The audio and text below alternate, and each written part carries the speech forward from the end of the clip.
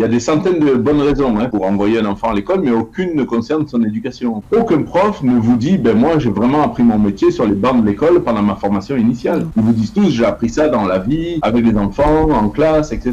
Être assis à regarder un tableau, personne n'apprend comme ça. Et quand vous partez découvrir le monde, quand vous allez rencontrer des gens, quand vous n'avez pas envie d'être assis face à un tableau. AVS avec Philippe Robichon.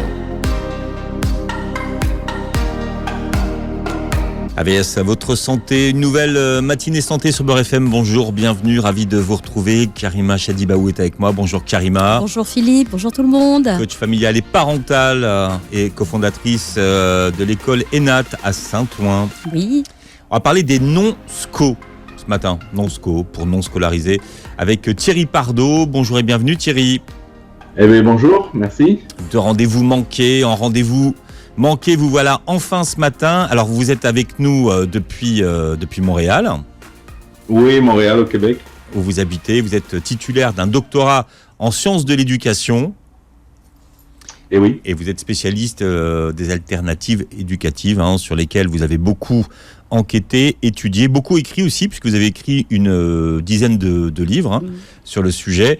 Et vous avez créé une formation aujourd'hui qui s'adresse aux parents qui voudraient utiliser et essayer, on va dire... Alors, on dit le homeschooling ou le unschooling ?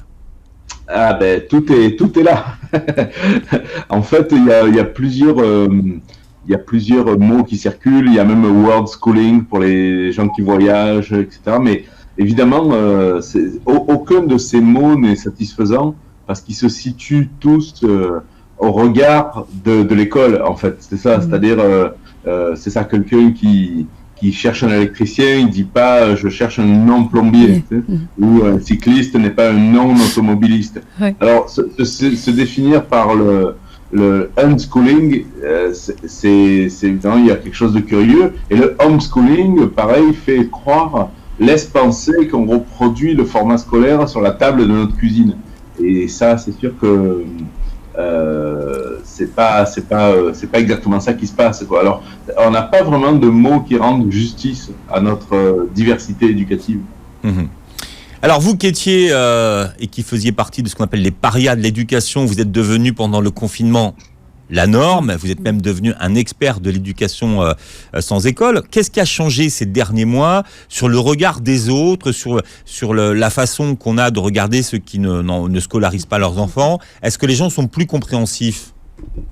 En fait, c'est ça le truc. Il y a eu un grand engouement et à la fois une grande incompréhension. C'est-à-dire que d'une part, les gens se sont tournés vers ces formules-là et ont redécouvert le temps lent, le temps long, le fait de se lever quand on n'a plus sommeil.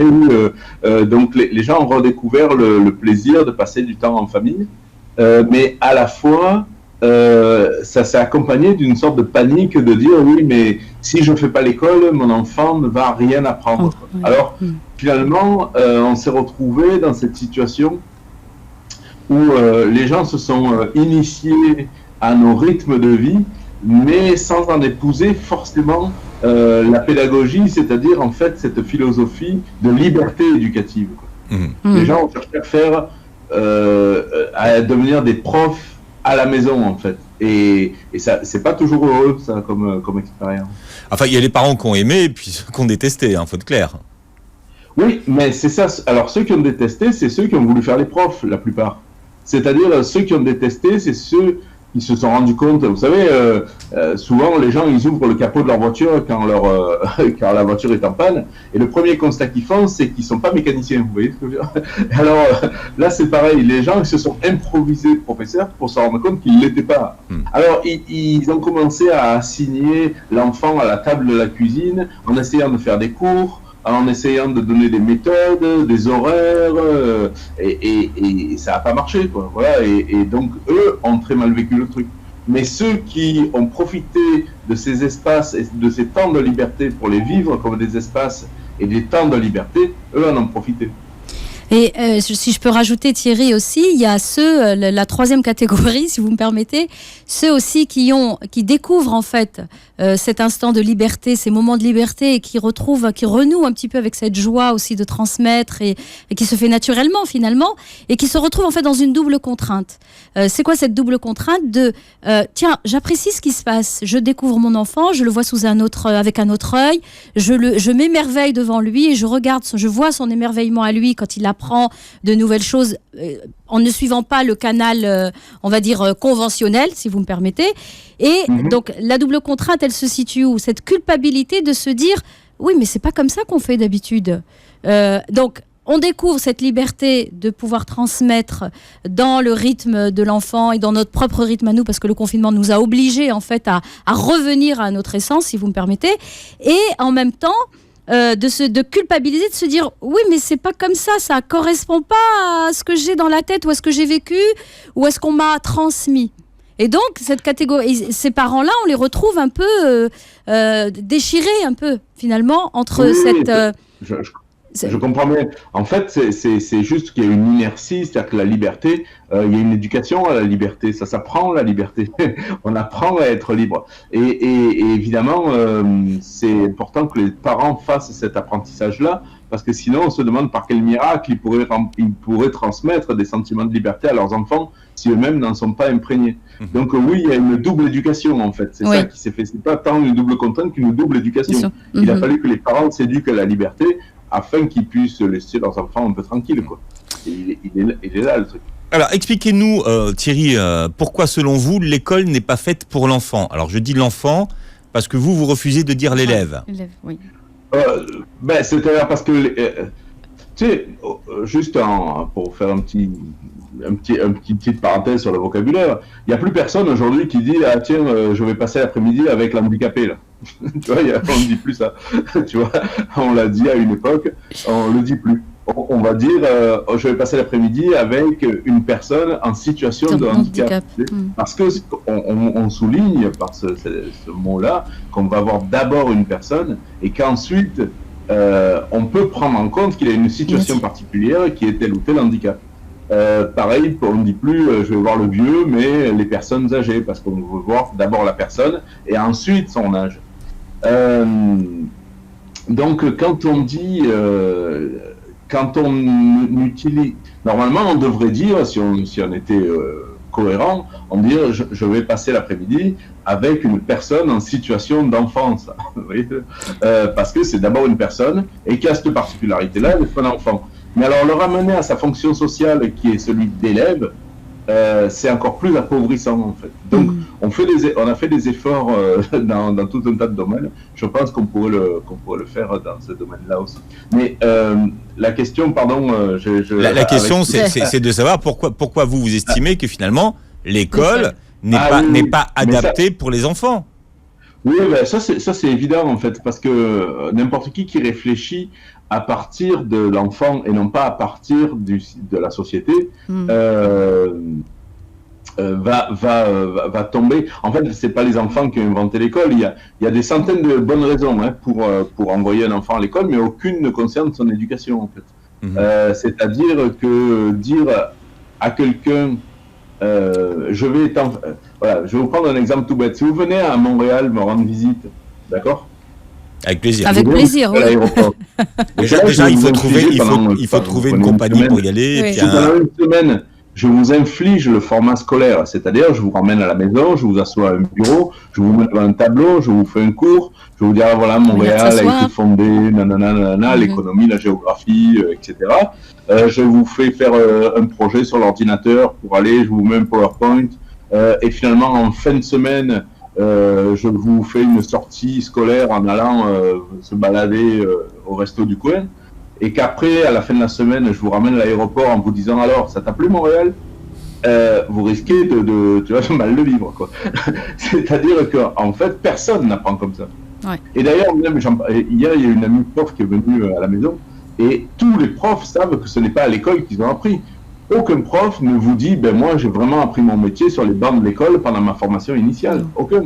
Ils vous disent tous, j'ai appris ça dans la vie, avec les enfants, en classe, etc. Donc si vous voulez, être assis à regarder un tableau n'a jamais été... personne n'apprend comme ça. Et quand vous partez découvrir le monde, quand vous allez rencontrer des gens, quand vous n'avez pas envie d'être assis face à un tableau. Personne. Thierry Pardo, est-ce qu'on peut se mettre d'accord sur la définition que vous donnez au mot apprendre? Oui. Eh bien, apprendre, c'est pas juste enregistrer de l'information, d'accord? Il y a tout un tas de domaines où le corps apprend, beaucoup plus que la tête.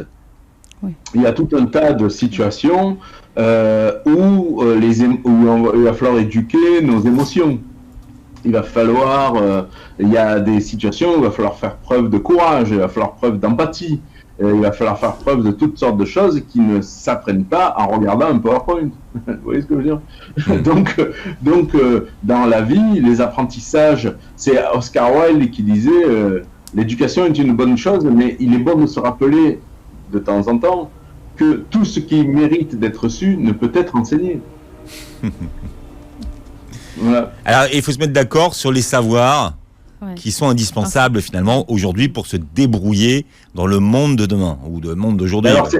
Oui, mais ça c'est pas très compliqué. Si je prends les mathématiques, si vous voulez. Les mathématiques, effectivement, savoir faire une addition, une soustraction, bon, des choses comme ça, puis bien qu'il y a plein de gens qui seraient embêtés pour faire une soustraction à la main encore aujourd'hui, hein, mais des adultes, ou une division, savoir lire des statistiques, savoir lire un sondage, savoir faire une différence entre une moyenne et une médiane, ça c'est très important. Moi, mes enfants à 8 ans, ils savent déjà faire ça en fait. Parce que ça, c'est des choses que je trouve importantes. Quand on vous dit dans tel pays le salaire moyen, je me dis, toujours mon fils me dit, j'aimerais un jour vivre en Australie. Tu sais, on parlait du salaire moyen, je dis, mais c'est pas le salaire moyen qui t'intéresse, c'est le salaire médian. Vous voyez, donc il y a des choses comme ça qu'il faut savoir. Après, les équations, moi je suis un passionné de l'histoire des mathématiques, mais disons que les mathématiques de compétition, ce que j'appelle, ça, concrètement, soyons clairs, il y a 98% de la population qui ne s'en sert pas. Des équations du 3e degré à 2 inconnus, ou je ne sais pas quoi, il y a 98% de la population qui ne s'en sert pas de ça. Alors, je ne dis pas que c'est inintéressant, je dis que c'est des mathématiques de compétition. Donc, de la même façon que mes enfants, moi j'ai tenu, parce que je trouve que c'est important dans la vie, à ce qu'ils sachent nager. Donc, si mes enfants tombent à l'eau quand on va faire du canot camping, ils savent nager, il n'y a aucun problème avec ça.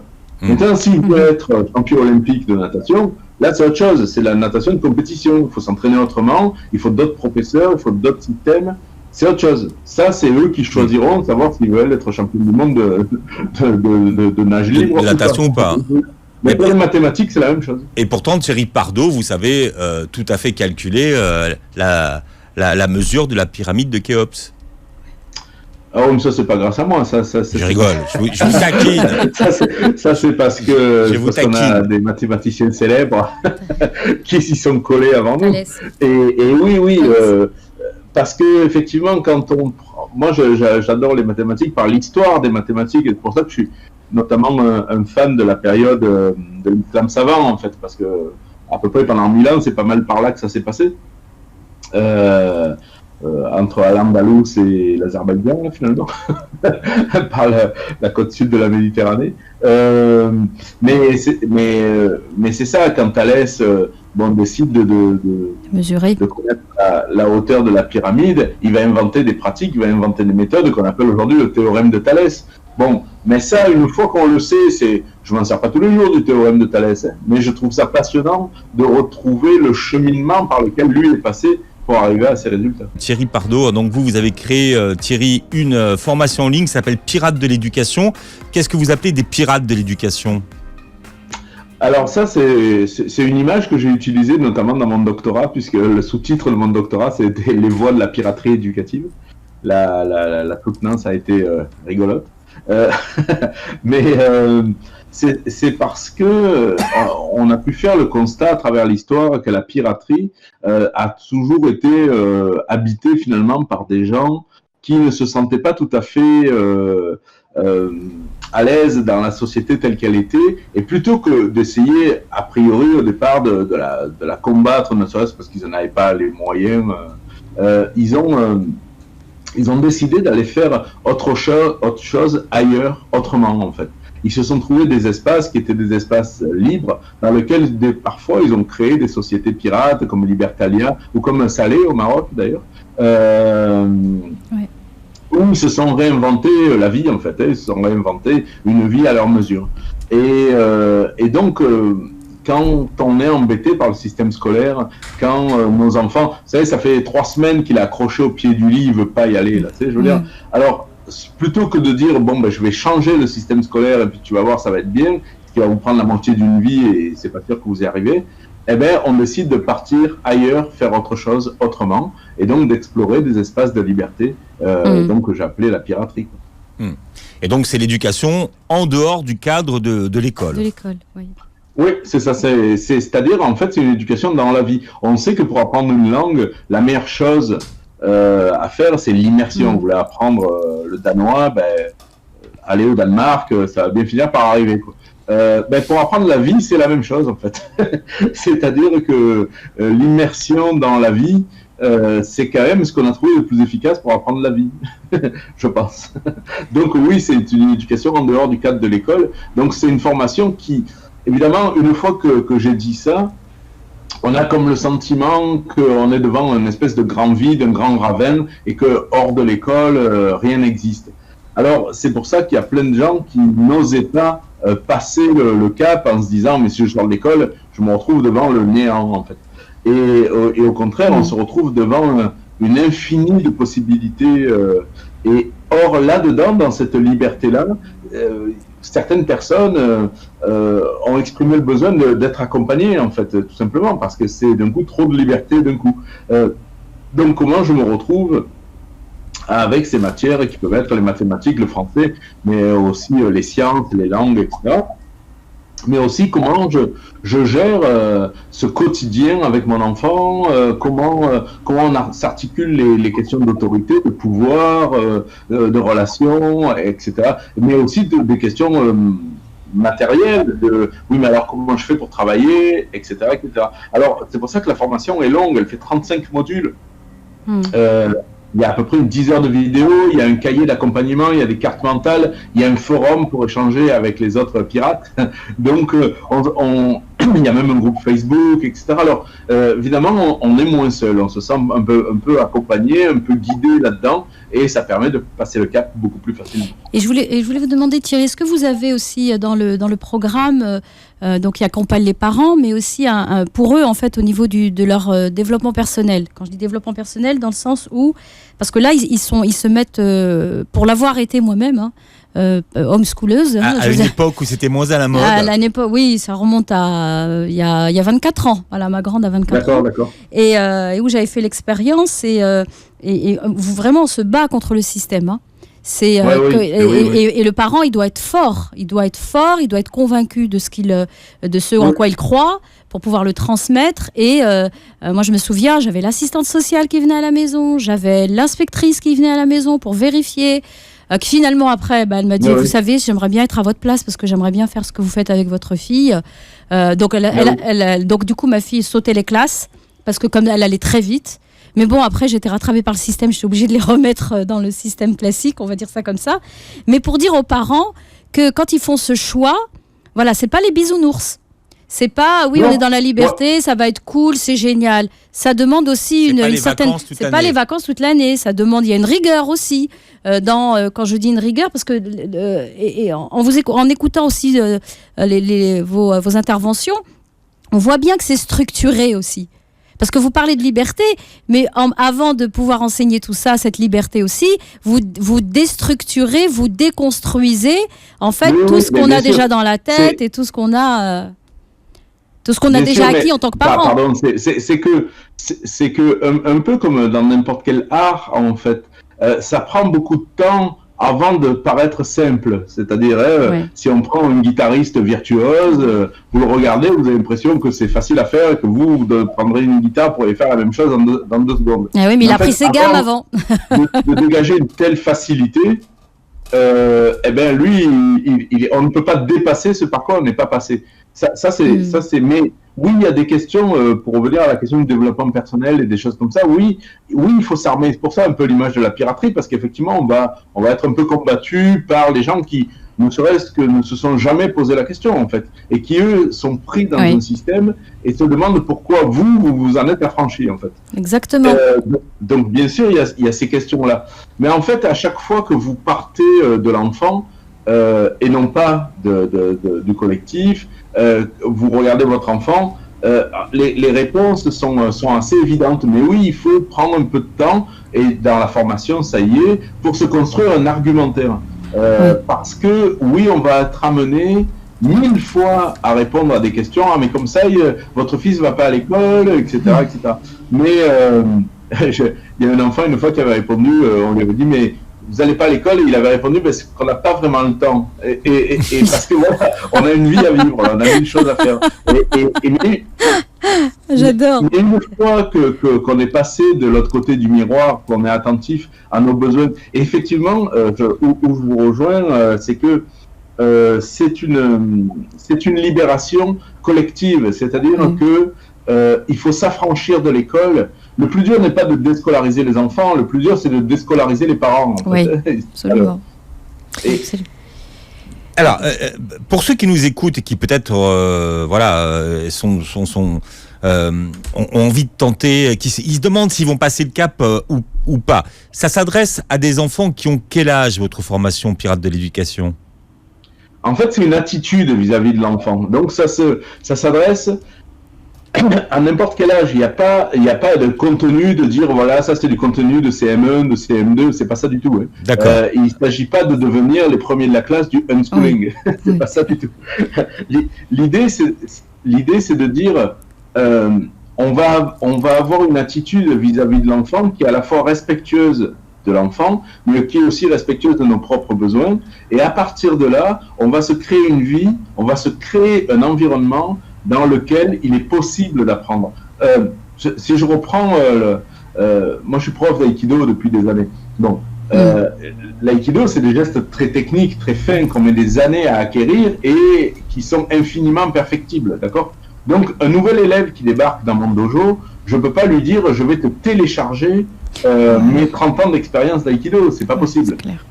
La seule chose que je peux faire, c'est de créer l'environnement dans lequel il est possible que toi, tu apprennes l'aïkido. Voilà. Donc moi, je suis garant d'un environnement, d'un certain type de relation, d'une forme de sécurité à la fois psychologique, morale, affective, spirituelle, etc. Voilà. Une fois que j'ai créé cet environnement-là, toi, tu vas pouvoir faire ta vie et tu vas pouvoir te développer. Alors c'est ça la piraterie, c'est d'arriver à être suffisamment solide pour pouvoir être le garant de cet environnement. Si je prends un exemple tout bête qui va parler à plein de parents, on est là, on se dit, à table, tous les parents ont vécu ça, hein, à table, puis là, les enfants, eux, ils sont en train de jouer au Lego, ou je sais pas quoi. Et là, à table, ça fait 4 fois que j'appelle, qu'est-ce que vous faites là? Bon, mais si c'est pas ça, si vous venez pas tout de suite, j'enlève tout, vous mangerez pas. Vous avez vécu ça, vous connaissez? Oui, bien. Voilà. Bon. Ben ça, vous vous rendez compte que vous feriez jamais ça si votre frère, votre soeur, votre mère venait vous rendre visite à la maison. Jamais vous lui direz, ça fait 4 fois que j'appelle, si tu viens pas dans 2 minutes, j'enlève tout. Vous ne feriez pas ça avec un adulte.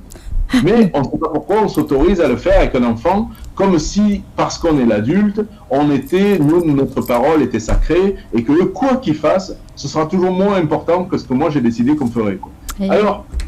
Alors, une fois qu'on a compris ce travers-là, moi, il suffit simplement de dire aux enfants, voilà, je vois que vous êtes en train de jouer, si on mange dans 15 minutes, dans 30 minutes, est-ce que vous avez faim? Est-ce que ça vous va? Tu sais Et les enfants, moi, mes enfants jouent souvent aux échecs, ils adorent ça. Je dis, voilà, vous donnez tout de votre partie. Je ne veux pas vous interrompre en plein milieu de votre partie parce que je comprends que c'est important pour vous.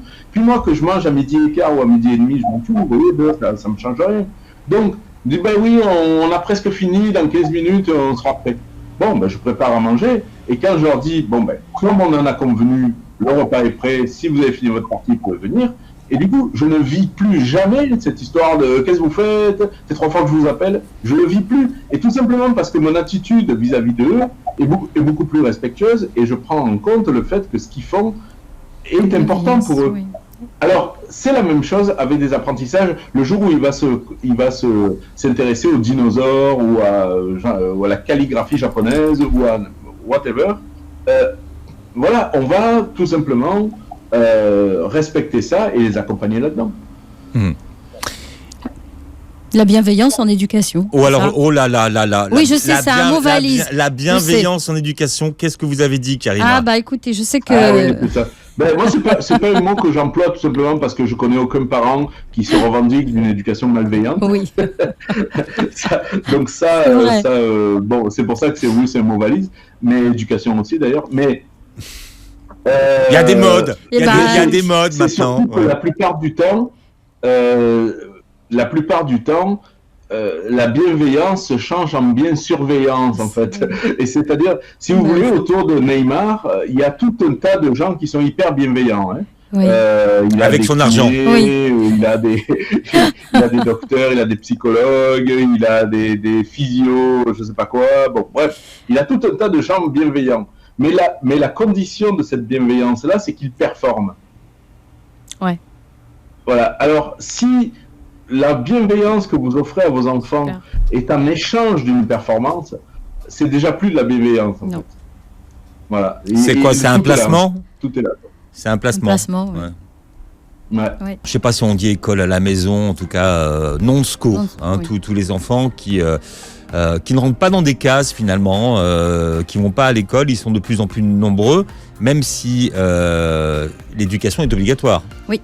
En France. Mais pas l'école, par contre. L'école n'est pas obligatoire, c'est l'instruction. En l'instruction qui est obligatoire. Oui. Ouais. C'est ça. Et ça c'est une grosse nuance. Hein. Oui. Et en plus, pour les parents, il y a quelque chose d'assez, qu'il faut avoir en tête, c'est que non seulement c'est pas l'école qui est obligatoire en France, c'est l'instruction, mais qu'en plus dans cette instruction-là, on n'a aucune obligation de résultat. Comprenez, si chaque fois qu'un enfant redouble, on mettait le directeur en prison de l'école, il y aurait pas mal de monde en prison. Vous voyez, on n'a pas d'obligation de performance avec tous les enfants qui décrochent, qui sont en phobie scolaire et qui sont à l'école et avec qui ça marche pas. On comprend bien que le professeur n'est pas lié à une obligation de résultat.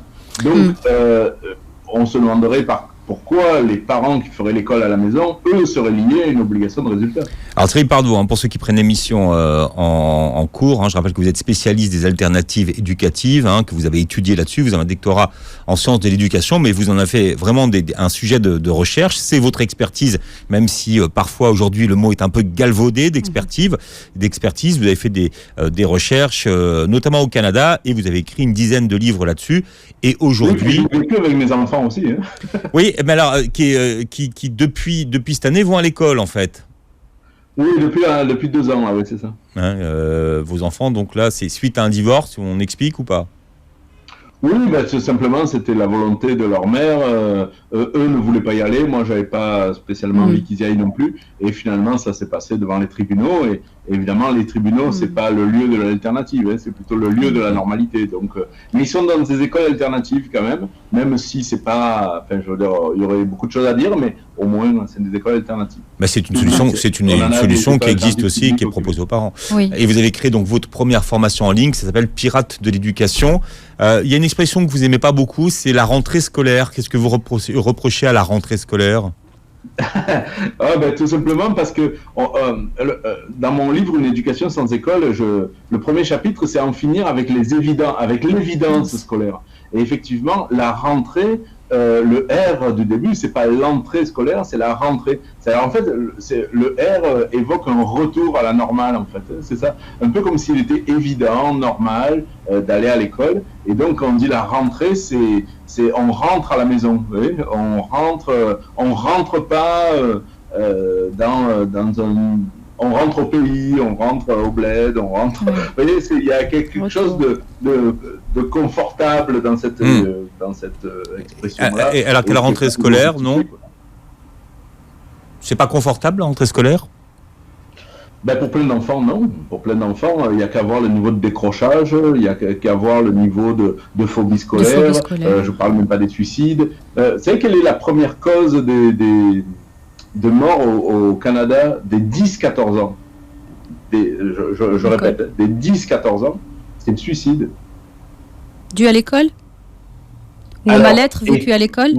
Très souvent lié à l'école. Il y a une expérience que chaque auditeur peut faire, c'est il va sur Google et il écrit en français ou en anglais, peu importe, ça marche dans les deux langues, School makes me, l'école me rend.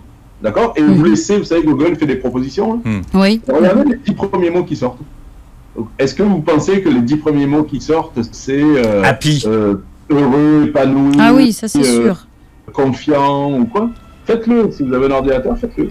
Et vous allez voir les 10 premiers mots qui sortent. C'est pas moi qui l'ai inventé. Nicolas, tiens. J'ai un ordinateur sous les mains et le premier mot c'est dépressif. Ensuite il y a malade, il y a fou. Voilà, dépressif, ça me malade. rend fou, etc., etc.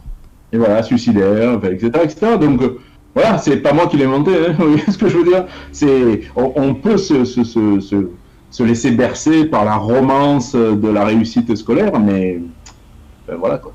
Il y a cette idée que c'est l'enseignant qui fait grandir les enfants. Ouais, oui, c'est comme c'est l'agriculteur qui fait pousser le blé, quoi. C'est la même chose. C'est-à-dire que s'il n'y avait pas d'agriculteur, il n'y aurait pas de blé. c'est la même logique en fait. C'est-à-dire que on a oublié que le blé, avec un peu de soleil et un peu d'eau, normalement, ça devrait pousser tout seul. Vous voyez. Donc oui, c'est-à-dire que personne ne peut apprendre à votre place. Vous savez, l'apprentissage est quelque chose d'intime. Vous comprenez? C'est quelque chose d'extérieur que vous faites rentrer en vous. Vous faites entrer en vous, d'accord? C'est-à-dire, c'est une connaissance, c'est un savoir, c'est une habitude, c'est un geste, c'est quelque chose qui était à l'extérieur de vous et que vous avez décidé, que vous avez choisi de faire entrer en vous. Vous voyez, c'est quand même hyper intime comme processus, l'apprentissage. Mais l'école, Thierry, c'est le lieu de la socialisation pour les enfants. Ouais. C'est l'argument qu'on nous... Non, mais ça c'est un running gag chez nous. Oui. Dans nos milieux d'école maison, là, c'est un running gag. Il y a même les Américains qui avaient fait un t-shirt où on voyait une maman qui disait oh, j'ai oublié de socialiser mes enfants. C'est-à-dire que la socialisation, c'est pas une histoire de quantité. Hein. Vous avez beau avoir 10 000 amis Facebook, c'est pas un problème. Le jour où il faut déménager, oui. Ils vont pas tous venir vous aider à porter le frigo. Quoi. Donc, c'est pas une histoire de quantité. La socialisation, c'est une histoire de qualité. Alors, dans ces espaces fermés où les enfants sont classés par date de fabrication, et où la socialisation est sous l'autorité, le contrôle, le pouvoir d'un adulte, etc., on peut quand même interroger la qualité de la socialisation. Si maintenant c'était juste une question de quantité, il suffirait de mettre 2000 enfants dans le même bâtiment, et on dirait qu'ils sont socialisés. Mais on sait bien que c'est pas comme ça que ça marche. Qu'est-ce qu'on sait finalement de la façon dont ces enfants qui ne fréquentent pas les écoles dites classiques, traditionnelles, réussissent dans la vie ? Est-ce qu'ils ont des jobs aussi importants, bien payés? Est-ce qu'ils sont aussi bien insérés dans la vie professionnelle?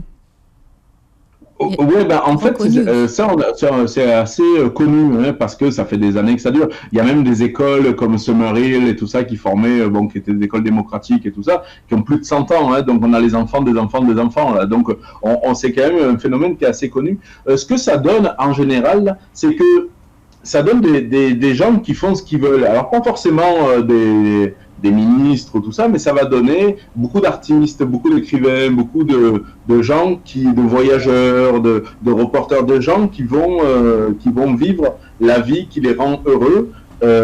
Et ceux qui veulent être chirurgiens ou pilotes d'avion, ont toujours appris par la volonté d'apprendre en fait. Donc le jour où ils veulent s'ils disent, pour être pilote d'avion, il faut passer tel examen, connaître telle langue et faire telles études, il n'y a pas de problème. Ça, c'est moi, après, c'est des choix d'adultes. C'est moi qui choisis d'aller m'inscrire, et donc, je ne suis pas là pour niaiser, puisque c'est moi qui ai choisi d'être là.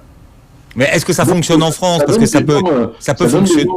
En général, beaucoup plus épanouis, tout simplement parce qu'ils font ce qu'ils ont choisi de faire. Et ça, dans la vie, combien de parents disent à leurs enfants que tu vas à l'école, je sais, t'as pas envie, mais tu sais, t'as pas le choix. Tu sais, moi, ça me fait pas plaisir d'aller travailler, tu crois que j'ai le choix, etc. Donc, on a plein de parents. Ou si tu veux réussir, tu veux avoir un métier dans l'avenir, si tu veux réussir dans ta vie, il faut que tu passes par là.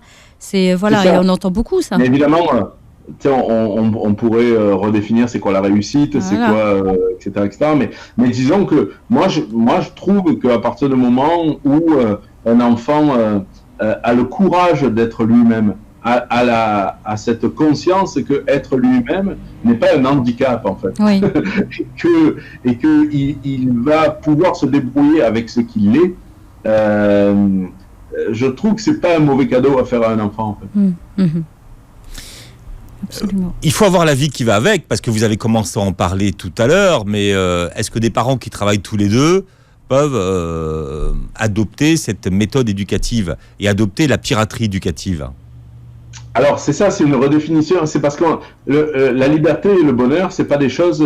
Je peux pas être libre et heureux à côté de gens qui ne le sont pas. Hein. Donc ça veut dire que si j'ai envie que mes enfants soient libres et heureux, il va falloir que moi je m'arrange pour être libre et heureux aussi.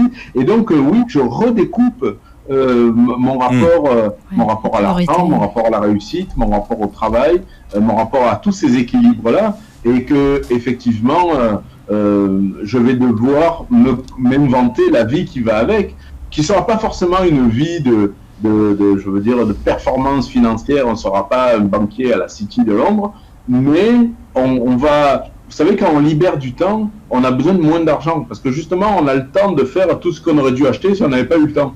Donc, on cuisine, on fait du jardinage, on a le temps de réparer les jouets des enfants plutôt que d'en racheter un, etc., etc. Donc, on passe aussi plus de temps avec les enfants. Nous, vous savez, par exemple, justement, on parlait de... Nous, on est des parents séparés. Quand on s'est retrouvés dans notre nouvelle maison avec les enfants, où on n'avait pas de jeux, on n'avait pas de meubles, on a construit nos meubles, on a inventé nos jeux, on a créé des jeux de société, on a fait des plateaux, et on a encore des jeux, et les enfants dorment encore dans les lits qu'ils se sont eux-mêmes construits, comme ils veulent. Ils ne sont pas du tout aux normes. Hein. Aux normes, c'est pas Ikea, quoi. Je veux dire, ils ont plein de choses qu'il n'y a pas dans les autres lits, ils sont vraiment mieux. Et on a des jeux qu'on a inventés, on y jouait encore la semaine dernière. Et ils sont très fiers d'avoir créé cette vie qui leur va bien, parce que c'est la leur, en fait. Bon, Thierry. Et tout ça, acheter un livre, ça aurait coûté plus cher, acheter des jeux de société, ça aurait été plus cher. Alors, on en a aussi des jeux qu'on a achetés, je ne sais pas. Mais ce que je veux dire, c'est que voilà, on se recrée un autre rapport au monde, au temps, à l'argent, au travail, etc. Bon, Thierry Pardo, qu'est-ce qu'il y a dans votre formation Pirate de l'éducation ? C'est beaucoup de choses. Donc je disais, il y a 7 étapes. Ça se débloque par semaine, donc ça se fait sur 7 semaines. Mais quand vous l'achetez, vous l'avez à vie. Il y a 35 modules. Donc qui abordent tous ces sujets-là, à la fois le rapport aux connaissances, le rapport à l'autorité, le rapport à l'argent, le rapport au voyage, etc., etc. Et puis il y a un carnet de route qui nous accompagne en nous posant des questions. Il y a un forum pour chaque module, pour les 35 modules, il y a un forum où on peut aller échanger. Il y a des cartes mentales en fin de module pour pouvoir refaire un petit point avec ça. Il y a des animations vidéo, il y a des textes. Tous les modules sont en vidéo, en audio et en papier. Donc on peut l'imprimer, le lire dans le métro, etc. Donc on a vraiment voulu faciliter la vie de tous les gens qui voulaient se lancer dans la piraterie, parce qu'on sait que pour certains ça va être une évidence, pour d'autres c'est pas facile, ils ont besoin de cet accompagnement-là, et donc normalement pour tous les retours qu'on a, les gens se sentent vraiment équipés et se sentent solides justement, à la fois sur le discours qu'au quotidien avec leurs enfants. Ça a changé la vie de pas mal de monde en toute modestie, hein. C'est simplement que les gens d'un coup ont vu les choses autrement, et comme je dis, le but n'est pas de devenir les premiers de la classe du unschooling, mais ça a changé la vie des gens parce qu'ils ont eu le courage avec ça. Ça a été l'étincelle qui leur a donné le courage d'avoir la vie qui leur va bien, en fait. Voilà, il est là le truc. Comment on fait pour s'inscrire, donc pirate au pluriel de l'éducation? On peut s'inscrire à tout moment de l'année? Ou il faut attendre la rentrée? Il y a des moments où la formation est suspendue parce que comme on interagit sur les forums, c'est le temps d'absorber la cohorte. Mais on peut s'inscrire, mais à différents moments de l'année. Très souvent, la formation est ouverte. Sinon, il y a juste à se mettre sur une liste d'attente. Et puis vous allez recevoir un courriel pour vous dire que c'est ouvert. Donc c'est pirate au pluriel -éducation .com/formation. Donc pirate au pluriel jules-education.com/formation et vous avez accès. Si vous allez sur la page de vente, vous allez voir tous les modules sont expliqués. Là, je passe pas en revue les 35 modules, mais tout est expliqué. Il y a des témoignages. Vous allez voir, c'est assez parlant. Vous savez dans quoi vous embarquez. Puis en plus, il y a des facilités de paiement en 3 fois. Tout ça, on a vraiment voulu faire en sorte que les gens puissent avoir accès. Voilà, ça ne soit pas compliqué. Bon, le pirate de l'éducation sur Beurre FM. Je voulais qu'on termine avec Boudère. Nicolas, on peut ça mettre juste, c'est tellement drôle. Oui. Boudère, c'est un comique en France, Thierry Pardo, qui pendant le confinement a fait des pastilles avec son fils. Karima, mourir de rire, franchement, est tellement réaliste et tellement réel, quoi. Moi, je me suis reconnue dans beaucoup de choses. Les mathématiques. Vous voyez, un enfant qui a vécu ça. Vous comprenez, vous voyez tout ce qu'il a vécu, qu'il n'aurait pas vécu à l'école. Ouais. Voilà, on l'écoute tout de suite. Merci Thierry Pardo d'avoir été avec nous. Très belle journée santé sur Beurre FM. Merci pour votre invitation.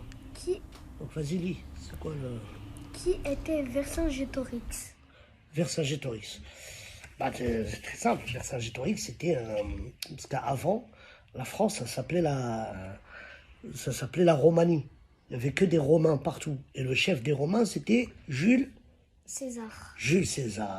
Et Jules César, il avait conquis toute la Rome, sauf un petit village d'irréductibles Gaulois, qui était mené par Vercingétorix. Alors Vercingétorix, c'était le chef des Gaulois. Et lui et Clovis, le roi des Francs, ils ont attaqué Jules César. Et après, Astérix, tout ça, ils sont venus, tu vois. Et c'est là où ils ont découvert la potion magique. César, lui, il avait conquis vraiment toute la France, Aubervilliers, Argenteuil, tout ça. Et c'est grâce à Vercingétorix que la France a été libérée.